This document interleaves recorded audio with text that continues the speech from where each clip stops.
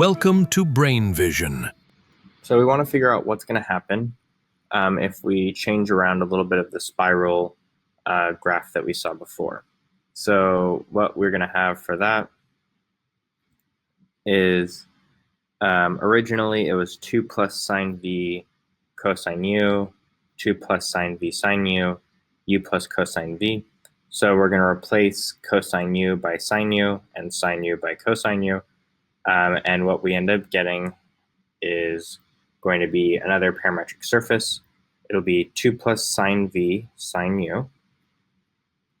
So 2 plus sine v sine u.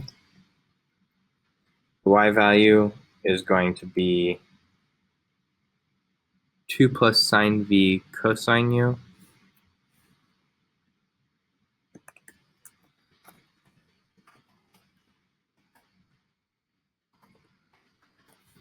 And lastly, our z value will be u plus cosine v.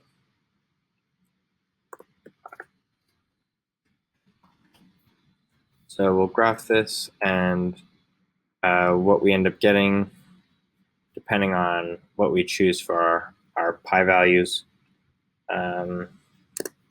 we should get a spiral, but we'll change this from negative pi to pi and negative pi to pi. If this doesn't work, we can always back it out even more. So what we get is right here, this spiral shape. Let's back it up even more though. So we'll go negative 2 pi to 2 pi, and then negative 2 pi to 2 pi. Doing that, we'll definitely get the spirals that we're looking for, and we'll zoom out just to get a better view of it.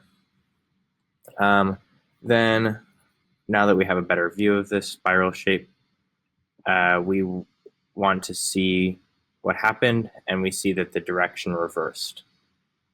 Now, let's see what happens when we do part B.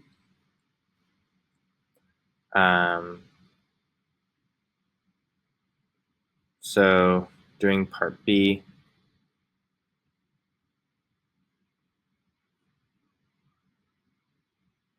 we want to replace cosine u by sine u and sine u by cosine u. So what we'll end up getting is 2 plus sine v cosine 2u, 2 plus sine v cosine 2u, and then 2 plus sine v sine 2u. And then the v value will just be u plus cosine v. Then when we graph this, we see that it doubles the amount of coils that we have. So that would be the effect of making it 2u instead of just u.